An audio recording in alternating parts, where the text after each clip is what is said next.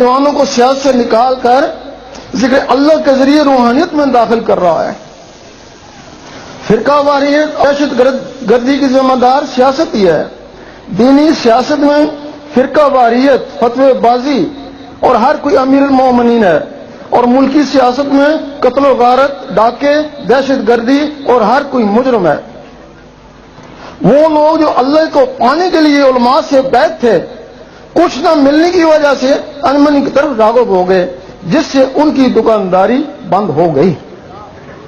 ہر عالم اپنے آپ کو ولی سمجھتا ہے، جبکہ ہم کہتے ہیں کہ اللہ سے ہم کلام یا دیدار کے بغیر ولایت کا دعویٰ جھوٹا ہے۔ عالم کہتا ہے کہ جب تک کوئی مسجد میں نماز نہ پڑھے ولی نہیں ہو سکتا۔ طریقت کہتی ہے جب تک کوئی عرش مولا میں جا کر نماز نہ پڑھے ولی نہیں ہو سکتا۔ اللہ، ہمارے نزدیک نماز کا منکر کافر ہے، لیکن کوئی گھر میں، کوئی مسجد میں، کوئی خانہ کعبہ میں اور کوئی عرش مولا کر نماز پڑھتا ہے۔ یہ اپنی اپنی پہنچ اور توفیق خداوندی ہے۔ عالم ربانی دین کے وارث ہیں، ان کی توہین دین اسلام کی توہین ہے، اور ان کی عزت ہر مسلمان پر فرض ہے، کیونکہ وہ بنی اسرائیل کے نبیوں کی مانند ہیں۔ لیکن یہ پیشہ ور عالم سو مذہب اسلام میں ایک فتنہ ہے۔ 72 فرقوں کے ذمہ دار اور مسلمانوں کو آپس میں لڑانے کے ماہر ہیں، بلکہ اب تو حکومتی کاموں میں بھی دخل دے کر ملک کے لیے بھی مصیبت بن گئے۔ حکومت بھی ان سے پریشان ہے، یہ جس کے پیچھے پڑ جاتے ہیں اسے چکا کر ہی چھوڑتے ہیں۔ بلکہ پچھلے دنوں شہباز شریف نے بھی ان سے تنگ آ کر کہہ ہی دیا کہ میں ان عالموں کے پاؤں پکڑتا ہوں کہ وہ فرقہ واریت سے باز آ جائے۔ لیکن یہ علماء یاد رکھیں کہ علماء کی کوئی بھی سازش یا مخالفت گورشاہی کو جھکا نہیں سکتی۔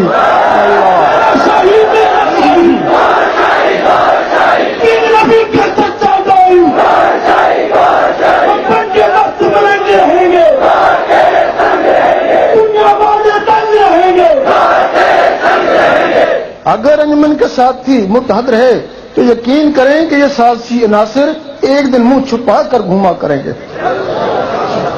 ہمارا یہ تجربہ ہے کہ ایسے علماء کو سدھارنا بہت ہی مشکل ہے، لیکن ان کو خریدنا بہت آسان ہے۔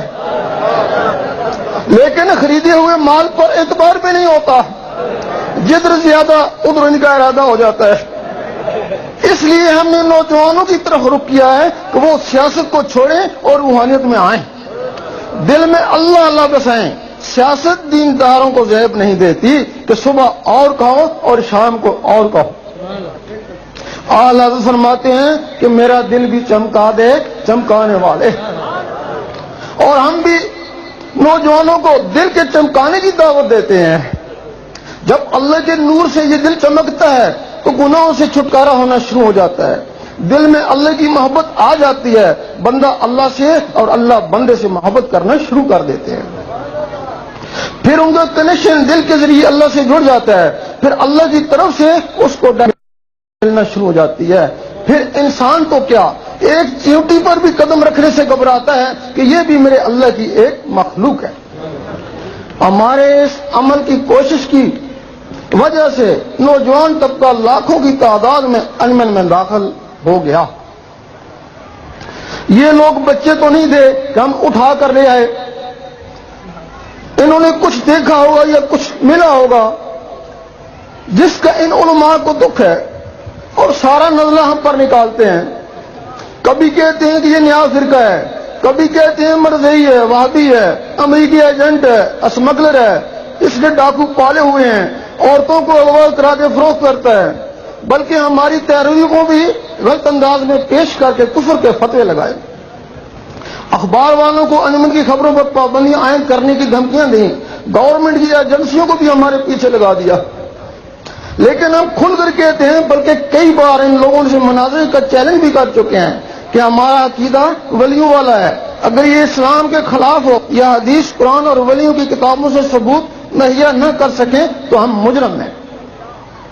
اور حکومت کو بھی کئی دفعہ کہہ چکے ہیں کہ بیرونی امداد یا بیرونی ایجنٹ یا ملک دشمنی یا اسلام دشمنی یا فرقہ واریت کا کوئی بھی ثبوت ان کے پاس ہو تو جو چاہو سزا دو.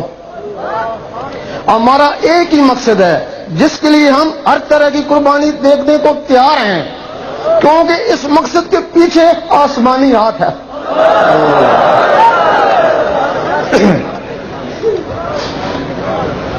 اللہ تعالیٰ نے فرمایا کہ مجھ سے محبت کرنے والی روحیں اس دنیا میں موجود ہیں، کچھ مسلم میں، کچھ سکھوں میں، کچھ ہندوؤں میں اور کچھ غیر مذاہب میں، کچھ افریقہ میں، کچھ امریکہ میں اور کچھ باقی ممالک میں بے چین بے تاب تڑپ رہی ہیں.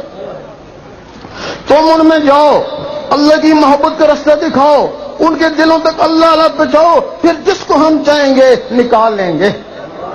اور پھر ہم نے دیکھا کہ گنہگار کے دل میں اللہ کا نور چلا جائے تو پرہیزگار ہو جاتا ہے، کافر کے دل میں اللہ چلا جائے تو مسلمان ہو جاتا ہے، اور مسلمان کے دل میں اللہ چلا جائے تو مومن بن جاتا ہے. تو پھر حدیث قلب مومن بیت اللہ، قلب مومن عرش اللہ.